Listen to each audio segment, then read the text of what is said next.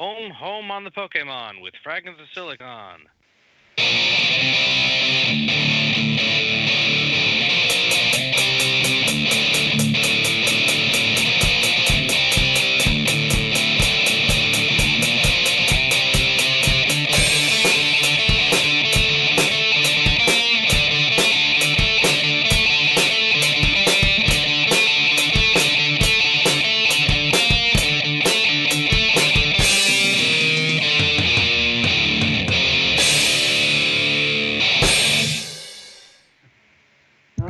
Welcome to another installment of Fragments of Silicon. Joining me, as always, is the regular crew. And as always, let's get to the news. Let's see. Alex, why don't you start us off this week? Well, Pokemon Home came out, which is what I was referring to, so I can finally free up some room in my boxes. It's kind of clunky, but, better than nothing, I guess. And they have some neat things that you can get for using it, so I'm not upset. Dead Cells also had they actually had a paid DLC released that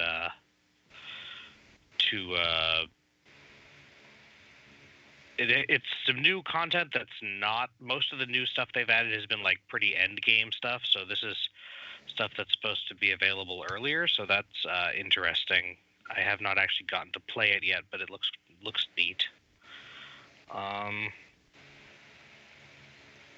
finally getting a haircut tomorrow, assuming the weather is not as bad as it might be.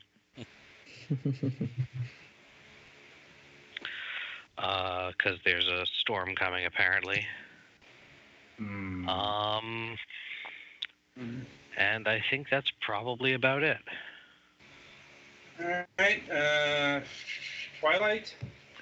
Well, it's been raining for 40 days and 40 nights. At least that's how it feels like. Yeah, it's raining even now. The wind's blowing really hard, too. Anyway, yeah, there's been concerns about flooding and mudslides, but none of that's happened yet. Though I should be okay when it concerns flooding. Just be able to make jars of clay. Indeed. Anyway, let's see here. There's something else I was going to mention. Lost my train of thought there. Well, anyway, things have been going well here. This workplace is still being renovated. Or made quite a lot of progress for the past few days, and I was going to be making that mid-March goal, I've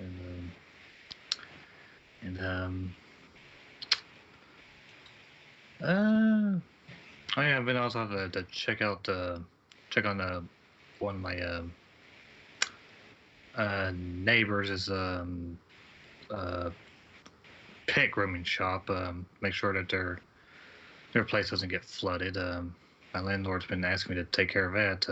Keep an eye on it for her in case there's any threat of my neighbor's ceramic floor getting wet. And that's about it. Been playing the one game for this week, and that's about it. Okay. Let's see, Petty. That means it's your turn. Well, it's been mostly quiet. We had a pretty big, well, I guess big-ish for the year snowstorm, so that's fun. And as far as the week, I was supposed to get the Botox injections to help with the muscle spasms in my leg, but apparently the doctor had to cancel and supposedly tried to call me, but he didn't, so he basically just took an hour ride to the big city for nothing. Didn't this happen before? Not with the injections, but I think something else. It does sound familiar. Yeah, honestly, it is a bit hard to track these things. Mm-hmm. So yeah, I'm still waiting for his office to get back to me when we can reschedule that. Hmm. And then as far as video game stuff, still been trying to beat the Kingdom Hearts 3 Reminded DLC. I'm at the last boss, but apparently he's so hard, only 0.6% of people have beat him. So that's gonna be fun. Are you still doing the Let's Play series? We're waiting until I can get to a point where I can actually kill him, so it's not, 2 hours of me screaming at my computer in a feral rage. Yeah. I mean, is Ogre still there? Yeah. Yeah, it's He's like, apparently become engrossed in the story. that's always a scary thing, getting engrossed in the Kingdom Hearts story. Oh, I know how this thing ends, by the way. Like, I know. I've been trying to play spoiler dodgeball the best I can. like. Anyway, But other than that, I think we might be done with raids at least for like the next week or two until the patch comes out on the 18th. Say a little under a week. hmm, So don't know what we're going to be doing until then. Because that's something we can figure out. Pinochle. Maybe. But yeah, I guess that's it for me. All right, my turn. Let's see. Well, I just heard from my brother today. Apparently, he's got plans to bring himself and his family to the area in June. Not sure when in June, but you know, and he looks to, he wants to be around for a week. Am I remembering correctly? I still a bit tentative, given that it's mid-February, you know, and how that will impact the show at all is unforeseen. You know, probably not going to know until much, like maybe a week, and then, like, it's a very fluid situation, is what I'm getting at. Like, as these things tend to be at this stage. Let's see, other news. Well, it decided to warm up again. Like, and it's scheduled to cool back down during this weekend. Real getting sick weather. Mm-hmm.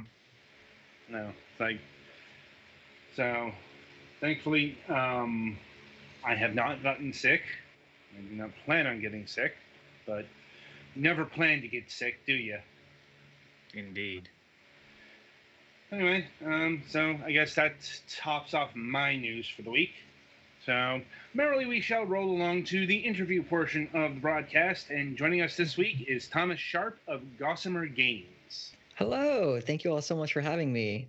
No problem, no problem. Right, so how we like to get things started here is we like to get to know the person behind the game, behind the studio, whatnot, and we like to do that by asking what got you interested in video games, both on a personal and a professional level.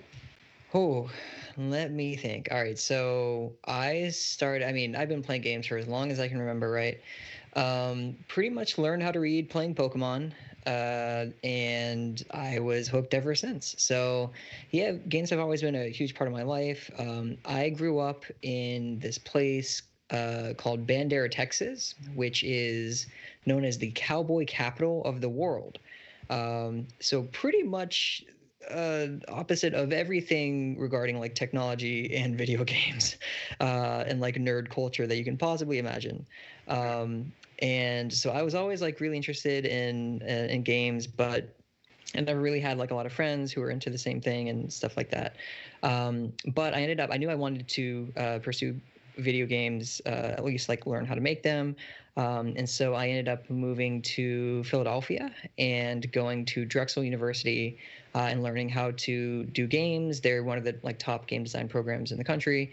And so I went there and got my bachelor's in game art and production. And I went from 2012 to 2016. And through that, I ended up joining this really cool, like, experimental incubator group that lets students create their own companies and ship games commercially. And so that's how I formed Gossamer Games. You know, it's a lot more uncommon than it should be that we get people who directly apply to get into the video game industry on this show. Yeah. Mm-hmm. Like, it's usually they got into programming, then the video games. Mm-hmm. Mm-hmm. But no, I mean, for me, it's interesting because I had only ever played games, and I think what really got me interested in, like, the process of making it was, I mean, I was always into, like, simulation games. I love, like, the tycoon games. And so the idea of just kind of going and, like, kind of customizing the world and putting things down was really interesting to me.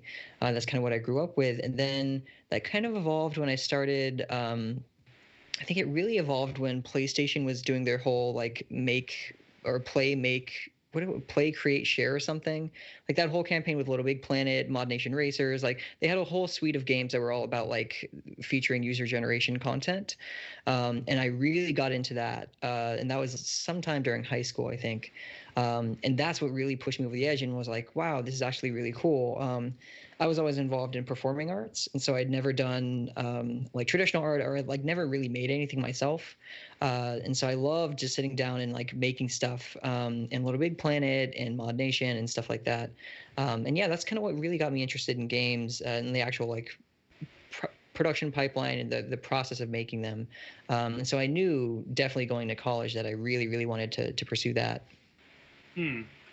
And in terms of Gossamer Games, Mm-hmm. How many people work there, and what was your philosophy in founding the game company? Yeah, so I'm the only full-time employee there. And then I work with 3 other super talented artists and programmers and a composer. So we're like 5 people. And yeah, so in founding it, again, I was a sophomore in college at the time. And it was really interesting because I wasn't, the weird thing about going to university for games is you can go a billion different directions. I mean, the industry is going a billion different directions. And I think a lot of people, when they go into university, they want to end up in AAA. They want to end up at, a Ubisoft or an EA or an Insomniac or, any of these studios. And so I wasn't really interested in going into the indie route until my sophomore year, when I was kind of put into this program. And I learned kind of firsthand what it was like. I had the resources to create, like, an actual indie studio commercially. I had to incorporate legally and go through, like, all this effort to just set everything up. And so I think when we were first starting, we had a completely different team back then because we ended up taking a lot longer than anticipated to make our first game. And so a lot of us graduated and moved away and everything like that. But when we first started, we were trying to keep the scope really, really small. And so we were focused on creating mobile games because at the time, way back in, I guess it was 2014 or something like that. That was still, like, the easiest platform to get on. Like, Steam Direct wasn't even a thing yet. So even getting on Steam was still, like, kind of a walled garden. And so we wanted to make a mobile game that would kind of challenge the notion of what it meant to be a mobile game. Because the problem was everyone on the team, like, personally just really didn't like mobile games because they tend to be, like, really shallow and just not have super interesting gameplay or story or anything, just stereotypically, right? And so our idea was to try and create a mobile game that was similar to games that we really respected and enjoyed artistically and creatively. And we loved games like Journey and Flower, Abzu, just, any of the games from that game company and Giant Squid. And so we really wanted to make a game for mobile that was kind of that type of experience, but for your phone. And so that's kind of where everything got started with Gossamer. And I suppose the big question from that is, did you ever succeed in making that kind of game for mobile? Yeah, so we have been working on Soul. Soul is still our first initial release. We've released it on Xbox and Steam, but it is definitely in development for mobile. It actually for like the first 2.5 years, I guess 3 years of development. It was only on mobile. And so the entire game was actually designed exclusively for touch controls and gyro controls and stuff. But then as we kind of kept going into the industry, the problem with mobile is, from like a commercial perspective, it is so impossible to predict how your game is going to do. Especially, I mean, this is again in the days before like Apple Arcade, and so unless you're featured directly by Apple, you have no idea if your game is going to make any money, or if it's going to make no money at all. And so we knew that was a super risky market, and so we just kind of kept expanding and expanding and going to different platforms. But yeah, I mean, so the game is definitely we're currently like optimizing it now. The problem was we started very small in terms of like development and scope and only for mobile, and then we went really big and working on consoles and desktop, and then now we're kind of going back down again, that we've kind of realized our creative vision and we're shrinking it back down and optimizing it for mobile again. And so yeah, I personally am super excited about putting it on mobile because we want our games to be accessible as possible by as many people as possible. And for a lot of the people that we've shown the game to, they're not super familiar with holding a controller or playing like on an Xbox or a PlayStation or anything like that. And so putting it on their phones is going to be so cool to see that it's just much more accessible to an audience that we'd love to create games for. Indeed, but before we dig deeper into that avenue, yeah. We should back up and actually talk about the game itself. Sure. Starting with, for the uninitiated, what is Soul? Yeah. Yeah, so Soul is an abstract adventure game where you are playing as a tiny ball of light in a world with no light. So we drop you in and let you explore, and as you're exploring, everything around you starts out totally dark. And when you're journeying through the world, you're lighting up everything around you. And once you light something up, it'll stay lit up the entire game. So it's kind of like you're painting with light as you're exploring. Every frame a lighter. Yeah. And it's it's very much, again, inspired by games like Journey and Flower and kind of these foundational, like weird, surreal adventure games that we all loved playing when we were growing up. I can see the influence, especially like Flower. Yes. Game really reminded me of Flower. Mm-hmm. And now outside of the game influences, what was the kernel of inspiration behind this title? As in, what made you pick a ball of light to light up this dead world, presumably? Yeah. So I remember the very first day of brainstorming. We sat down and we went up to the whiteboard and wrote down like a billion different ideas.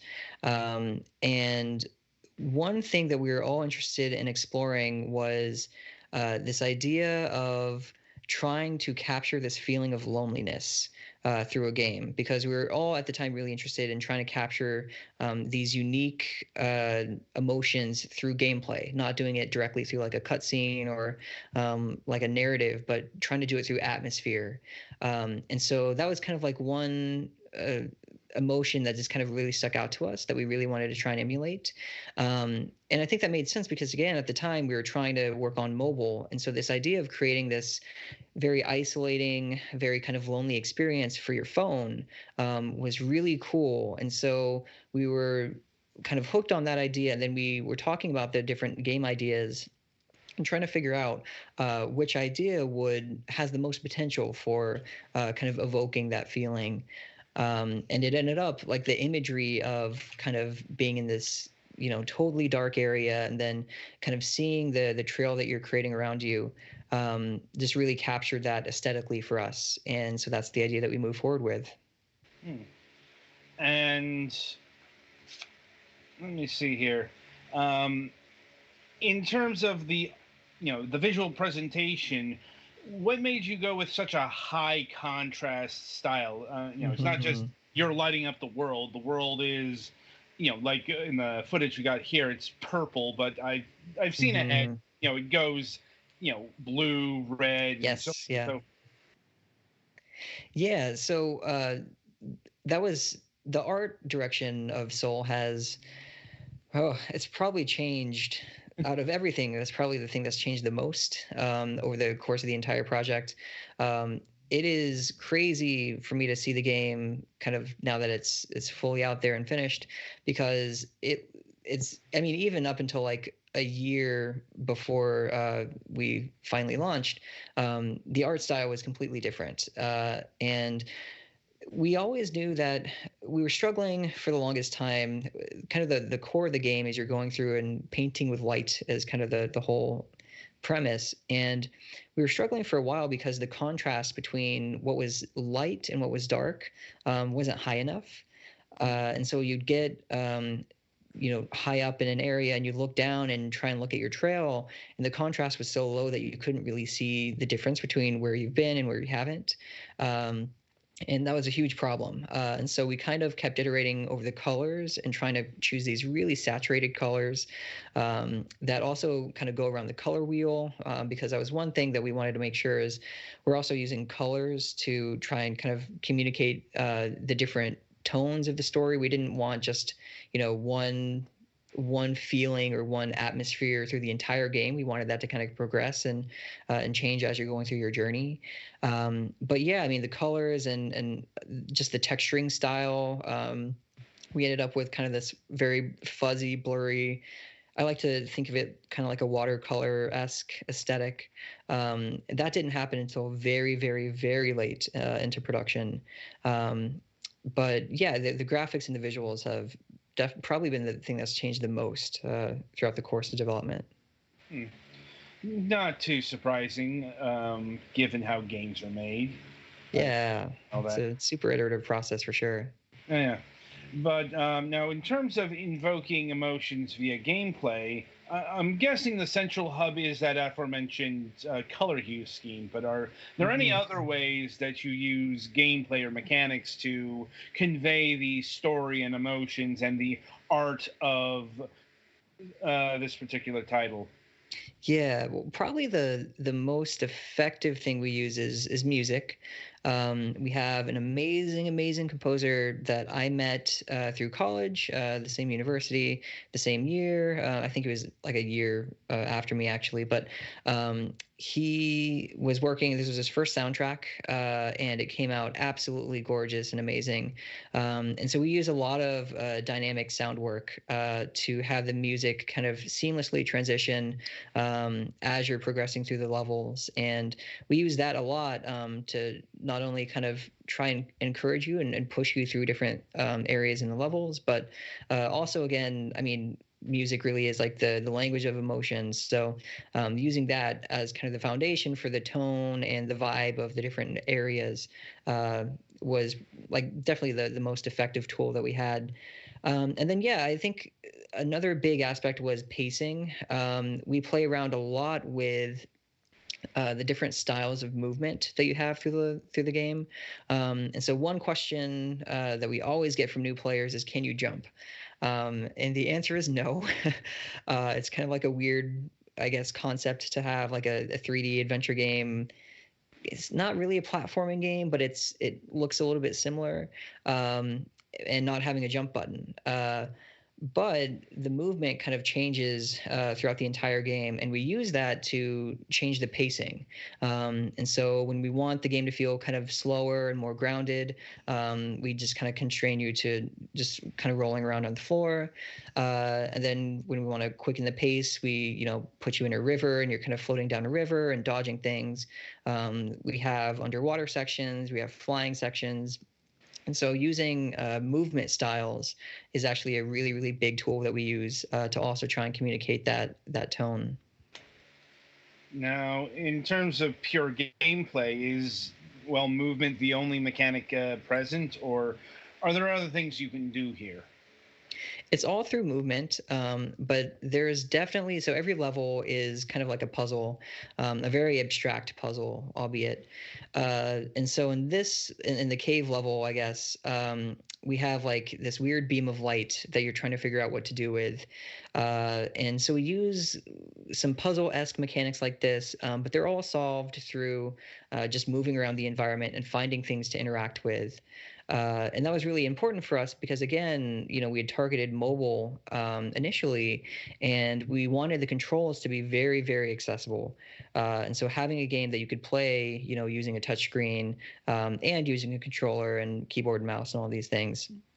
But yeah, every level has kind of a different gameplay hook in terms of what you're trying to solve and how you're solving it. But you do all of it through moving through the environment. So it's like a puzzle game that's less about thinking your way through like logic puzzles and more just exploring the environment and finding the solution around you. Interesting. Certainly interesting. I suppose what I'm with the overall point is, has anyone ever called this thing, a walking simulator? Oh yeah, absolutely, and that's definitely like the kind of genre I'd say that we fall in. I think it's a little bit more than that, just in terms of the type of movement that you have, and the type of it lends itself closer to a game like Flower Journey, that's more of like a traditional adventure structure. But yeah, I mean, at the end of the day, you're just kind of moving through the environment. So it is very kind of in that similar vein. Mm-hmm. And getting back to what we were talking about earlier in terms of the scale of the game, what did you have to do to pump this Soul title up, for consoles, for PC, moving it to the desktop, and indeed, what are you doing now to scale it back down to mobile? Yeah, so the big thing is we have all these visual effects, and that's been like a huge undertaking just in terms of how we're processing them. We're using a lot of like camera-based things that are kind of going pixel by pixel and changing the aesthetic of the game, and so that's very like actually CPU intensive. And so we're doing a lot of that, and of course on mobile, that's kind of a challenge. And so we're trying to optimize that effect and get that all functional on devices that can't do as much processing power for that.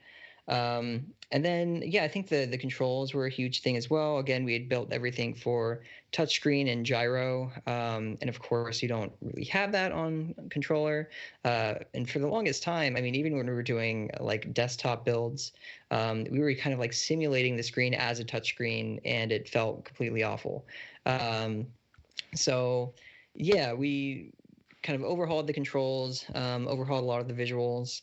And then now that we're going back and kind of putting it back on mobile, yeah, it's kind of making sure that all that stuff still feels good, and also that it reads well on smaller screens. And we've spent a lot of time kind of creating a detailed world with like foliage and trees and things like this. But yeah, just making sure that all of that still reads well on a phone screen is going to be another huge challenge. And before we delve more into the mobile side of things, have you looked at bringing Soul to the PlayStation 4 and Nintendo Switch? We have certainly looked at that. I can't announce anything officially, but we do have connections with like every platform out there. So yeah, and I think our goal for sure is definitely to make the game as accessible as possible on as many platforms as possible. And so yeah. Okay. And now, in regards to the mobile version, how far along is this new version, like the downport? Yeah. So, I mean, the game is fully playable on mobile. It does not run well in some of the more like graphically intensive areas. But everything is there. Again, all the controls and everything were created for this, but we've had to strip away a lot of the more advanced effects that we have. So like our grass, for instance, we're using a special shader that isn't supported on mobile because we're using DirectX 11. So we're kind of like having to come up with a new solution for that. And we have a lot of code that was kind of tied to that active like growing grass and creating like a trail through it. So yeah, we're going through and just finding alternatives to get through the entire thing. And so yeah, I mean, we're creating the game in Unity, which is great because that lets us kind of port the game to whatever platform we want, and it's pretty simple to build a game that's scalable for all those different things. So yeah, the game is in a good place. We haven't announced any release for that yet because again, we're kind of trying to create, make the game trying to make the game available on as many platforms as possible, in a timely fashion. So we're trying to, weigh our best options for that. But yeah, we'll definitely have more news on kind of the progress of that soon. I see. And in terms of mobile, is that both Android and iOS? Yes. Yeah, it'll be on Android and iOS. And on the Apple side of things, have you looked into the whole Apple Arcade thing? Yeah. We have a contact at Apple that we met at, I think it was PAX or something, and so we've been talking with them back and forth. One thing that it seems unclear to us about is we really want the game to be as accessible as possible. And one thing that kind of personally bothers me about Apple Arcade is how you just can't straight up buy the games, or you can't play them outside of that service. And so that's something that I'm not sure I don't know any details about like exclusivity periods or like how long that would last if you're part of the arcade service. But I would definitely want the game to be available for anyone to play even without an Apple Arcade subscription, because yeah, that's kind of our big goal is making the game as accessible as possible to whoever wants to play it. So yeah, but I think as a whole, we're super interested in what Apple has been doing with Apple Arcade, and the types of games that are part of that service are definitely games that we really respect and admire, and games that we think we'd fit right alongside with. And in terms of the Android market, are you concerned about this game being buried under the avalanche of Android titles? Yeah. I mean, I think that problem is definitely a huge thing for us on Android, but also just kind of like any platform today. It seems to be a really huge challenge just to try and have any kind of discoverability. But we're going to be talking with Google kind of leading up to everything, and just trying to see like what ways that we can work with them to get our game in a good place on the marketplace.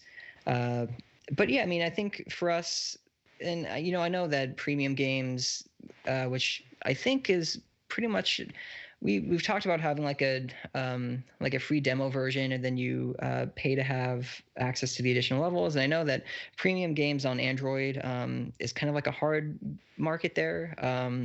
It just seems more that freemium games tend to do a little bit better in that particular store.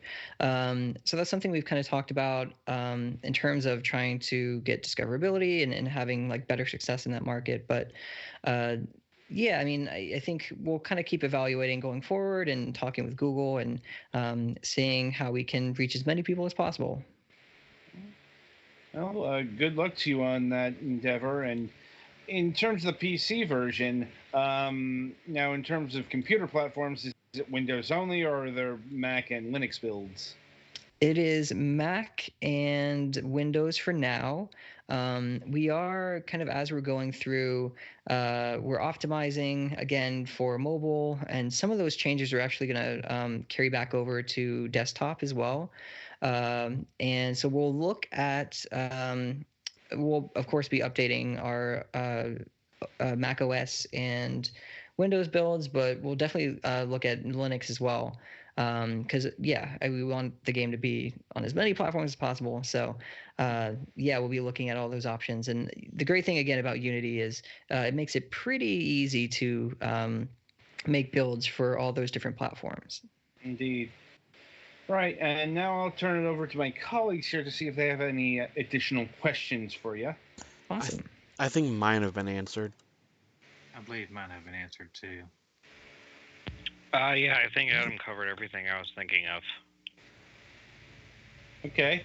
Nice. All right, then. Sometimes that happens. Yeah. Mm-hmm. Anyway, so I think that'll about do it. Thomas, I'd like to thank you for taking time out of your schedule and being with us here today. Mm-hmm. Hopefully the mobile port goes well, and So the game is Soul. It's currently available on Steam and the Xbox One. It currently retails for $14.99. Be sure to pick it up today. Petty, play us to the next segment.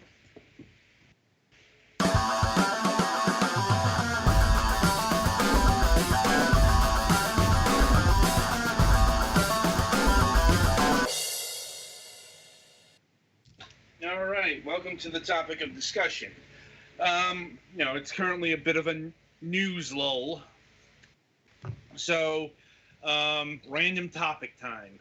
This week we're talking about Monolith Soft. And, the first thing to designate here, we are talking about the monolith that makes the JRPGs, not the monolith that does the Lord of the Rings games and the FPSs. That's Monolith Productions. We might end up talking about them next week. We'll see what happens. But as far as Monolith Soft goes, yeah, it's like you might have heard of this company, or if you haven't, you've maybe heard of one of their Xeno franchises. That's what they're primarily known for. Worth noting, they are not technically behind the Xenogears game. That was done wholly at Square Enix, but you have a lot of the talent that was involved with that game that founded Monolith Soft. In fact, the experiences of the creative heads of Xenogears and their experiences with that game facilitated their exit from Square Enix and founding Monolith Soft, mainly because Xenogears' budget got slashed for Final Fantasy VIII, so goes the scuttlebutt. This is why Xenogears' second disc was so atrociously Evangelion. But, that's neither here nor there. In terms of the Xeno games that they have developed, well, the Xenosaga trilogy and the Xenoblade games, which is currently at 3, but, it's not a trilogy. Well, I guess 2.5. Mainly because X is this weird... they did that thing where the second game in the series is like a spin-off, but then the other ones are the main thing again. Or the third one is the second in the actual series. Yeah, I'm trying to remember. I think X has some ties to the first game, but is also just very standalone. Yeah, 2 isn't actually like a direct sequel either. Right, but I do know 2 has a lot more in common with 1 than, the X game or the Cross game, whatever we're calling this thing this week. I think it's X because, Cross doesn't really work here, but in terms of the Cross designation, they're also the developers of Namco Cross Capcom and the Project Cross Zone series. Which is basically the SRPG version of Smash Brothers fan service. Basically? Yeah. You're not really playing that game though unlike, say, Smash Brothers, which is like a legitimately good, in its own way fighting game, you're really not playing the Namco Cross Capcom or the Project Cross Zone for the gameplay. It's like Project X Zone is very gameplay-wise. It's a both of them are fairly ordinary strategy RPGs. But no, you're watching to play Mega Man X and Zero, team up with Ryu and Ken, and then get chastised by Sega to Sanshiro or whatever. Yeah, there's a lot of fan service in these games. Like, very deep, not so much lore, but deep characters. But that's the stuff that they're primarily known for in the West, and really Japan as well, because I don't think they're the other big series that they've worked on is the Robot War Robot Tyson series.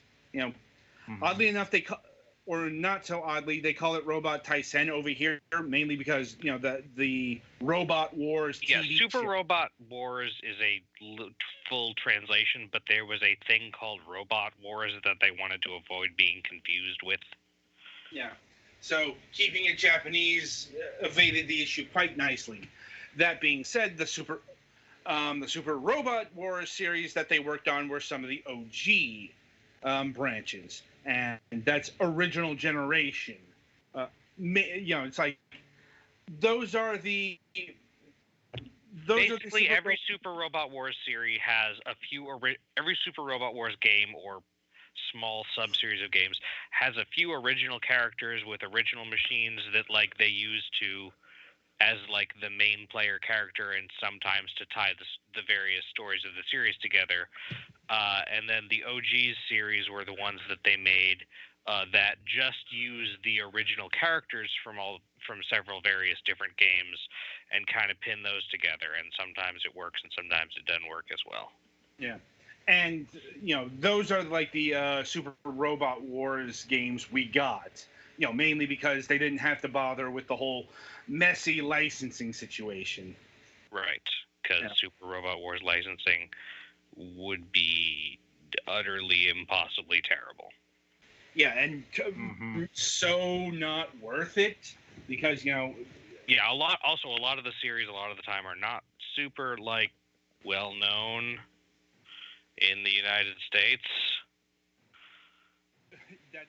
That's putting it mildly. Some are not.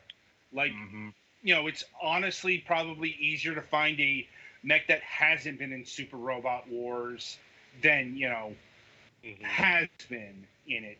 There are a lot of these games. Yeah.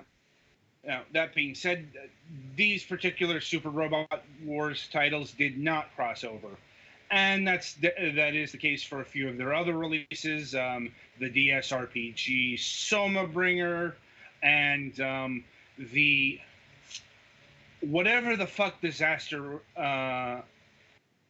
Day of Crisis was supposed to be.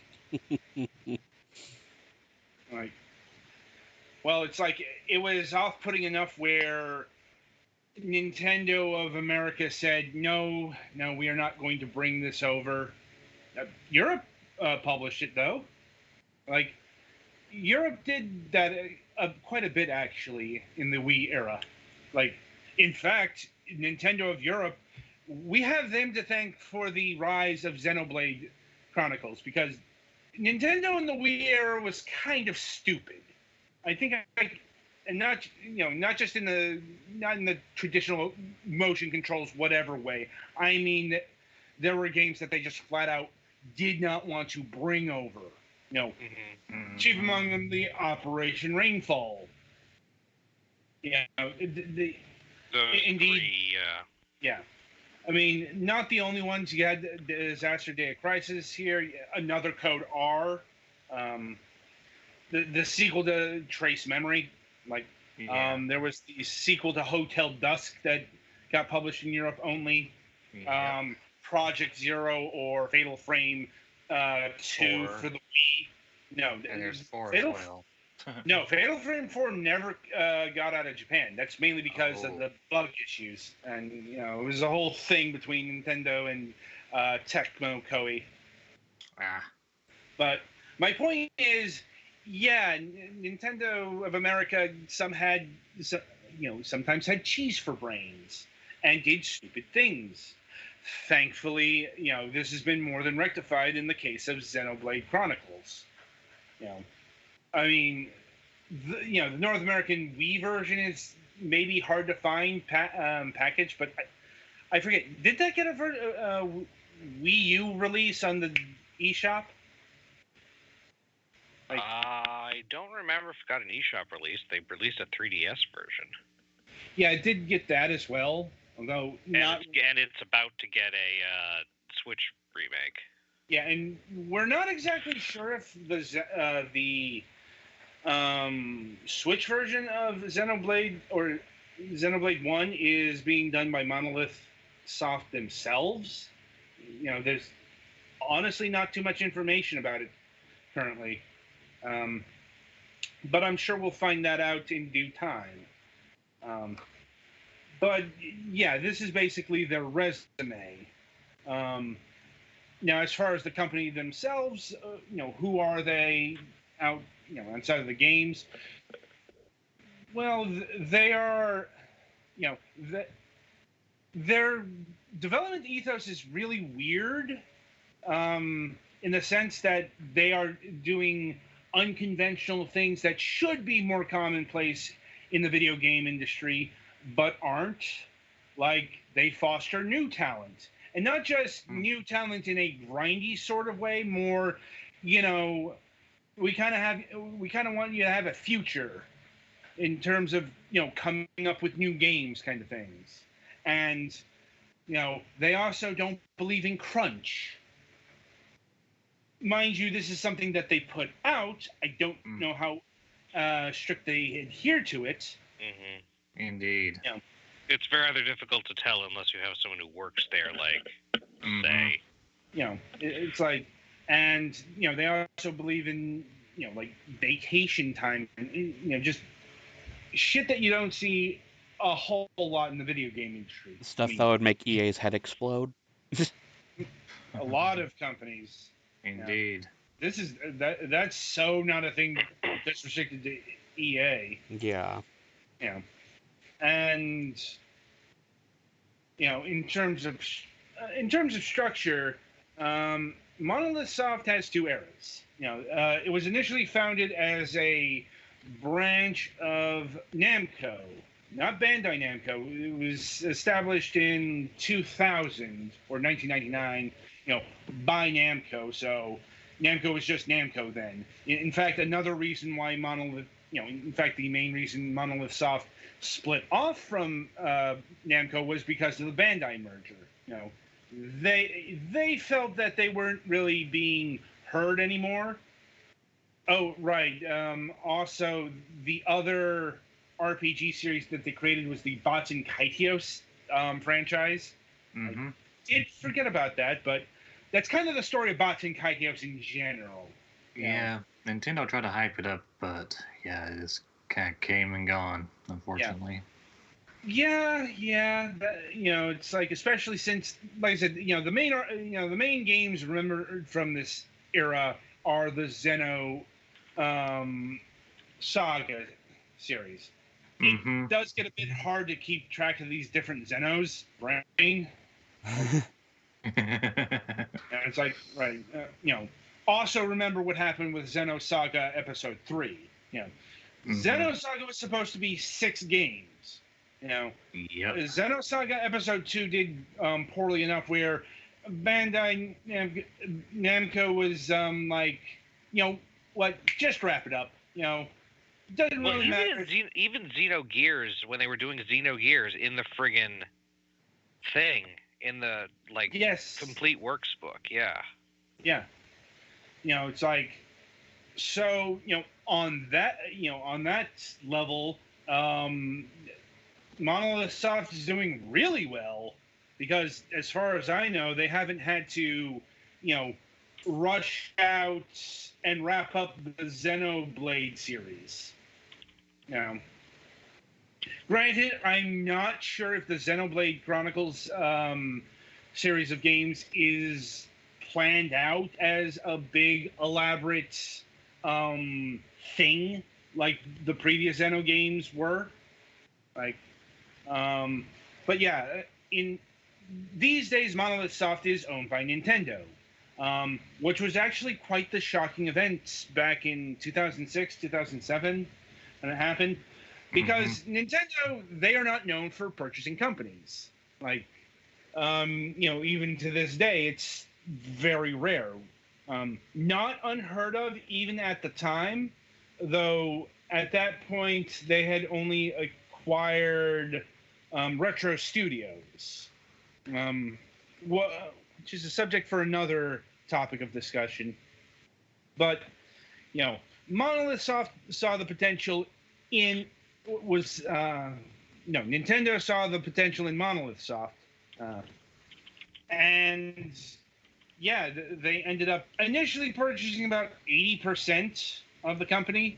As I understand it, Nintendo owns it wholesale now since about 2012, though that doesn't stop them from working with Bandai Namco.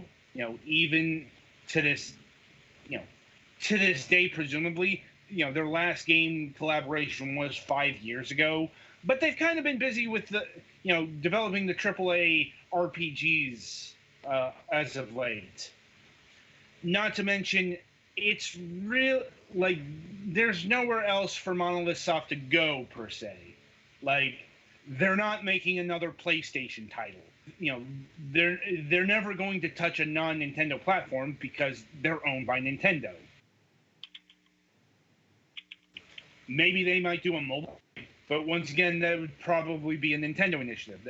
It's not like a lot of Nintendo-affiliated companies where, you might think they're owned by Nintendo, but actually, no, they're not. They're actually a completely independent entity, which means, they often have their own releases on mobile devices, for example. But not the case with Monolith Soft. Interesting side note, Monolith Soft is considered to be an external developer because they were a purchased subsidiary, not something that Nintendo built from the ground up. All of their internal developments qualified as the EPD branch. It's weird, but it is what Nintendo's structure is. Also worth noting, Monolith Soft does help out with Nintendo games. Specifically the Kyoto branch of Monolith Soft. They were founded to be an asset studio. Like, Nintendo, this is Nintendo lining up with, modern game design practices because, the days of X game being developed solely by Y studio, or, the majority of which by a studio, is kind of not a thing anymore. At least not in the AAA space.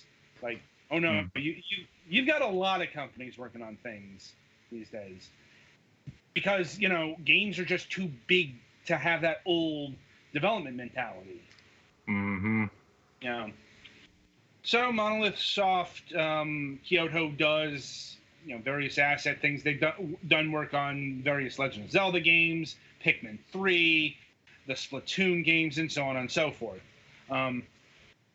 As of what they're doing right now, it's like most recently they capped off the Xenoblade Chronicles 2 series. Like, it's a bit weird because, they had the initial release and then they had a full-fledged standalone expansion title. Like, which also saw the return of the Xeno Saga characters, if I'm remembering correctly. Like, but so their first production team is working on an unannounced RPG project. Their second project team is hiring staff for a new project in the Legend of Zelda franchise, and presumably it's not going to be work on the Legend of Zelda Breath of the Wild 2, but we don't know for a fact yet. All we know is that they are hiring for a Legend of Zelda project. And I'm assuming if it's one of the main production teams, it's not just going to be asset lifting. Like, their fourth branch did close, but they founded a new branch. And once again, not sure what that's working on currently, but they could be the mystery developer on Xenoblade Chronicles 1, the remake. And yeah, that is our overview of Monolith Soft. Do wish I had more insight into their actual games, but honestly, I haven't played a lot of them. Like, the whole Xenosaga franchise kind of missed me. And I actually have both Dodge and Kaidios games, but I never got around to playing them. It's like never got around to playing Xenoblade. I mean, if Mac were here, he would be regaling us with a lot of Xenoblade stuff. Maybe not as much as a few years ago, but Anyway, so that'll about do it for this installment of Fragments of Silicon. The week ahead. Let's see. So we do have a Friday program on Friday, February 14th. We'll be having Vedran Klanic of Ocean Media LLC. They are a Croatian-based publisher and developer. We've actually reviewed a few of their titles on the show, and by we, I mean Galix. And apparently they've got about 11 Switch titles in development. Not sure if that includes the stuff that they just released. That's a large number of games to have in development at a time. Yeah, it is. And we'll probably get more insight on that in 2 days' time. And you can rent at them for skee-ball. I mean, they're not responsible for the sport of skee-ball or the game of skee-ball. No, but they are responsible for the Switch game skee-ball. Yeah. So. No, my main issue with that is that it's skee-ball. I know. I'm just saying, they made a digital version of skee-ball. So. Anyway, coming up on the Sunday reviews, we'll be having Sleep Attack for the Nintendo Switch, which is a weird tower defense game. Yeah.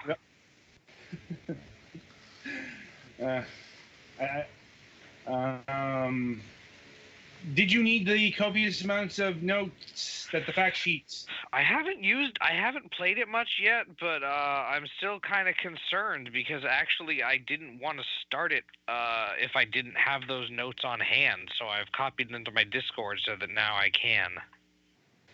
Well, that's good. They provided a lot of stuff about this is the way that you need to build the units for various friggin' stages, and there are hints for you, and make sure you do it right, which is not usually a promising sign, but we'll hope. Yeah. Right, and Twilight Winter's first solo review of the year in Mortal Glory, PC. Mortal Glory is a fantasy-themed tactical roguelike game about recruiting a team of gladiators and pitting them against brutal competition in a blood-soaked tournament. Train your gladiators, find a legendary sword, learn ancient spells, recruit a celebrity, cheat, do whatever it takes to bring glory to your name. Sounds exciting. Yeah, it's been all right. I'm duly noted. Let's see. And finally, we got we actually have 4 games. We got Hoggy 2 for the PlayStation 4, which obviously that means Petty Fan. Though it is available on the PC and other platforms, I actually put a fair amount of time in the PC version. I'm it's a much more solid game than I was expecting. Petty, I don't know if you've started this one yet. I started some of it. It's kind of weird, at least to me personally, but we'll see where it goes. I'm with you in the aesthetics. The Gameplay, if you've encountered anti-grav in 2D spaces before, this won't vex you too much. Like, and we've got Luna the Shadow Dust, which is a new adventure game from Application Systems Heidelberg. Still under embargo with this one. That lifts tomorrow, although our review will go out on Sunday. But what I can say at this point is it's a Game of the Year contender. And on that note, that'll do it for Fragments of Silicon. And until Friday, I shall wish you good gaming.